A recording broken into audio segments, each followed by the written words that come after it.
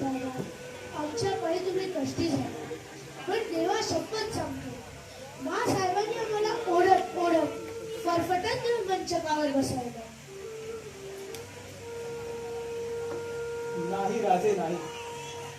आमचा तुमच्यावर बिलकुल राग नाही. आमचा कोणावरच राग नाही. आता आमचं दुःख हलकं करणारं कोणच नाही.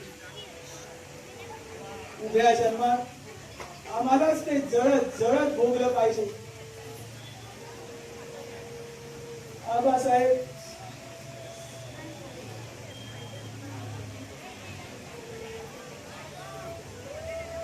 राजे, आबासाहेब गेले. आम्हास न बोलता न भेटता गेले. मोठी संशय ठेवून गेले की आमच्या काळजीने खचून खचून गेले.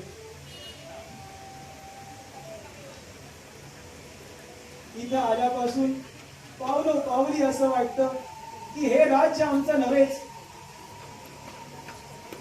पण आबासाहेबांची अखेरची इच्छा काय होती हे फक्त जाणल्याशिवाय या सिंहासनास पाय लावण्याचा अधिकार आम्हास नाही.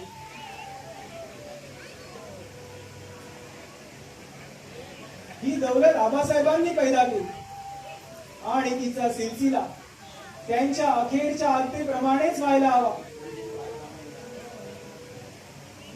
बेहत्तर आहे आम्हाला राज्य त्याग करून वनवास भोगावा लागला तरी. आम्हाला कुणाचीही दया नको, धर्मानं चालत येणारी हुकूमत नको, कोणाच्याही पश्चातापानं दग्ध झालेल्या त्रैलोक्याचं साम्राज्यही नको.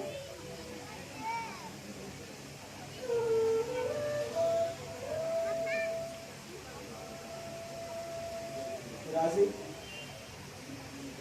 पण आम्हाला आबासाहेबांनी बुलावा का नाही धरला?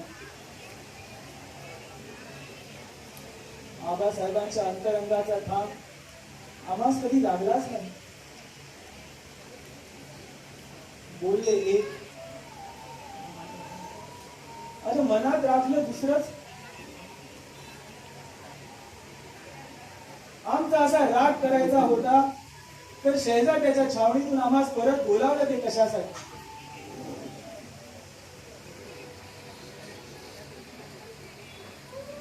आमचा निश्चय ठरला राजे. आम्ही रायगड सोडून जाणार.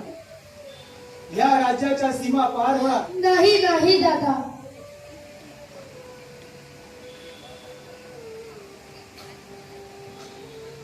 उभ्या हयातीत आबासाहेब आमच्या पायी कष्टी झाले. निदान शंभूराजे पितृभक्त होते हे समाधान तरी त्यांच्या तळमळणाऱ्या आत्म्याला लागू दे.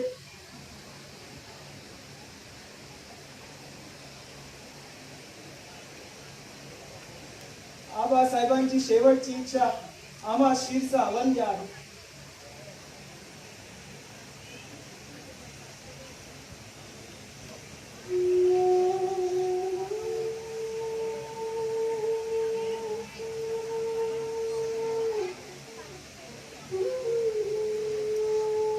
आम्ही निघालो राजे.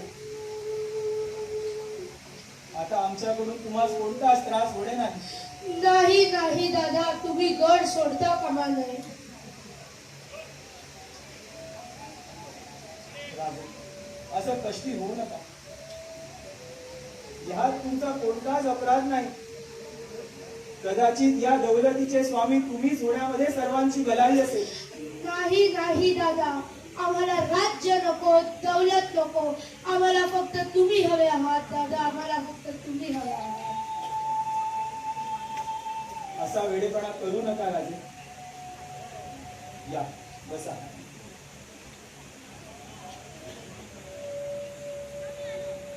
आजवर आपण कैक वेळा खेळ खेळलो. तुमच्या हट्टापायी आम्ही राज्य पत्करलो. आज आमच्या शब्दाअखेर देश राज्य तुम्हास पत्करलं पाहिजे. आबासाहेबांची अखेरची इच्छा तुम्हासही मानली पाहिजे राजे. पण दादा, आबासाहेबांनी अशी आज्ञा केलीच नव्हती. राजे, तुम्हास ठाऊक नाही. दादा, जे तुम्हाला ठाऊक नाही ते आम्हाला ठाऊक आहे. बघा, अण्णाजी कटू बोलले. खरं बोलले, पण संपूर्ण खरं बोलले नाही. म्हणजे राजे तुम्ही क्षमा करा दादा. मासाहेब, पंत, अण्णाजी तुम्हाला गडावरून घालवून देतील याचं भय वाटलं, म्हणून आम्ही दारा आणून ऐकत होतो. आजही आम्हाला त्या शब्दांची याद आहे. आबासाहेब इथं बसले होते, म्हणाले, शंभूराजे भेटते तर फार बरे होते. त्यावर पंतांनी विचारले, मग राजाला बोलवून घ्यायचं का महाराज? मग आबासाहेब म्हणाले, नको नको, भाबडं पोर आहे, दिल फाटून जाईल त्याचं. राजे अण्णाजींनी आम्हाला गादीवर बसवण्याबाबत बात काढली. तेव्हा आबासाहेब म्हणाले,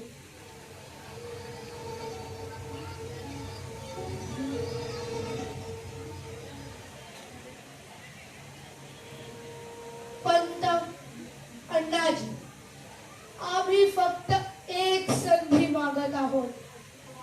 शंभूराजांबद्दल तुम्ही पोटी संशय ठेवता याबद्दल आम्हाला खंत नाही, पण तुम्ही हे जाणलं पाहिजे की राजांच्या वृत्ती घडवायला आज जर आम्हाला कधी फुरसतच मिळाली नाही. लहान मूल म्हणजे मातीचा गोळा, आकार द्यावा तशी मूर्ती घडते. एवढी अखेरची कामगिरी पार पाडण्यासाठी जीवाची तडफड होते. देव कृपेने तेवढं आयुष्य लाभेल तर आम्हीच तुम्हाला चमत्कार करून दाखवू. पंत, काय सांगता काय राजे? आबासाहेब असं म्हणाले? माफ करा दादा. आबासाहेबांचे बोल बोलता बोलता भान विसरून आम्ही या आसनावर बसलो. पण ईश्वर साक्ष सांगतो, हया दर या आसनाची चाकरीच करू, पुन्हा कधी कधी यावर बसणार नाही. आबासाहेबांना आम्ही वचन दिले आहे. वचन? कोणतं वचन? गादीचा कधी लोभ नाही करणार, दादांच्या आज्ञेत वागेल आणि आणि आणि काय? रागवू नका दादा, पण तुमचा सांभाळ करू. आमचा सांभाळ? तुम्ही राजे, तुम्ही आमचा सांभाळ करणार? आबासाहेब म्हणाले, शंभूराजे आमचे थोरले पुत्र, तुमचे वडील बंधू. आज आम्ही तुमच्या ओटीत घालत आहोत. त्यावेळी आम्ही म्हणालो, आबासाहेब, दादांच्या पाठीशी आम्ही सावली सारखे उभे राहू. घाव त्यांच्या अंगावर पडला तर तो आम्ही आमच्या अंगावर झेलू.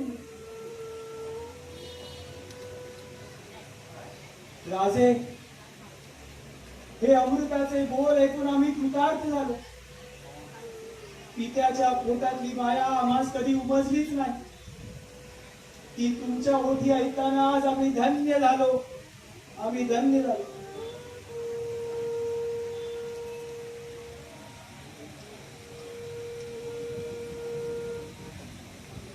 राजे, आमच्या परीस तुम्हीच छत्रपतींचे पुत्र शोभता. राजे, तुम्हीच छत्रपतींचे पुत्र शोभता. बेटा राजा,